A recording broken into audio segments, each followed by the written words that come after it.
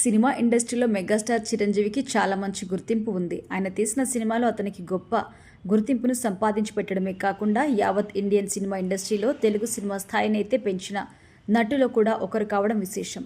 ఇక class mass అనే తేడా లేకుండా ప్రతి ఒక్కరిని ఆకట్టుకుంటూ అందరికీ తానే అయ్యారు. చిరంజీవి గత 50 సంవత్సరాల నుంచి ఇండస్ట్రీకి ఎనలేని సేవలు అందిస్తూ మంచి గుర్తింపు సంపాదించుకున్నారు. మెగాస్టార్గా తనను తాను ఎలివేట్ చేసుకుంటూ ఉన్నారు. ఇప్పటి వరకు ఆయన చేసిన సినిమాలు ఎత్తైతే ఇక మీదట చేయబోతున్న సినిమాలు మరో ఎత్తు.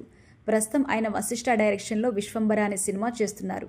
ఈ సినిమా తొందరలో రిలీజ్కి రెడీ అవుతున్న నేపథ్యంలో సినిమాకి సంబంధించి ప్రతి విషయం చిరంజీవి క్షుణ్ణంగా పరిశీలించి మరీ దగ్గరుండి చూసుకుంటున్నట్టుగా తెలుస్తుంది. ఈ సినిమాతో పాటు అనిల్ రావిపూడి దర్శకత్వంలో ఒక కమర్షియల్ ఎంటర్టైన్మెంట్ చేస్తున్నారు. ఈ సినిమా 2026వ సంవత్సరం సంక్రాంతి కానుకగా రిలీజ్ కాబోతోంది. ఇదిలా ఉంటే చిరంజీవి కెరియర్ మొదట్లో చెన్నైలో అడయార్ ఇన్స్టిట్యూట్లో యాక్టింగ్కి సంబంధించి మెలకువలు నేర్చుకున్న విషయం తెలిసిందే. అయితే ఈ ఇన్స్టిట్యూట్లో ఫస్ట్ బ్యాచ్ రజనీకాంత్ వాళ్ళది కాగా సెకండ్ బ్యాచ్ రాజేంద్ర ప్రసాద్ వాళ్ళదట. ఇక థర్డ్ బ్యాచ్లో హరిప్రసాద్ లాంటి వారు వచ్చినప్పటికీ ఫోర్త్ బ్యాచ్లో చిరంజీవి ఎంటర్ అయ్యారు. ఇక అప్పటికే ఇన్స్టిట్యూట్లో సీనియర్గా ఉన్న రాజేంద్ర ప్రసాద్ ఇన్స్టిట్యూట్ మైమ్ యాక్టింగ్లో గోల్డ్ మెడల్ తీసుకున్నారట.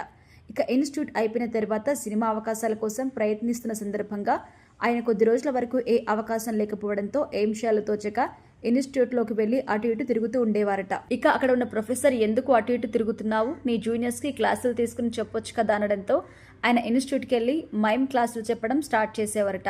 చిరంజీవి బ్యాచ్కి క్లాసులు చెప్తూ మైమ్లో మెలకువలు చెప్తూ ఉండేవారట. అలా చిరంజీవికి చాలా వరకు మెలకువలు నేర్పించారట. చిరంజీవి రాజేంద్ర ప్రసాద్ వెంటపడి మరీ మెలకువలు నేర్చుకోవడానికి ఎక్కువగా ఉత్సాహం చూపించేవారట. ఇక యాక్టింగ్కి సంబంధించి శిక్షణ వేరే వాళ్ళు ఇచ్చినప్పటికీ రాజేంద్ర ప్రసాద్ మాత్రం మైమ్ నేర్పేవాడిని అని రీసెంట్గా ఇచ్చిన ఇంటర్వ్యూలో రాజేంద్ర ప్రసాద్ చెప్పడం విశేషం. మొత్తానికైతే చిరంజీవి సైతం మైమ్లో మెలకువలు నేర్చుకోవడంలో రాజేంద్ర ప్రసాద్ కూడా కీలక పాత్ర పోషించారు. ఇక తర్వాత చిరంజీవి సినిమాలు చేసి మెగాస్టార్గా ఎదిగారు.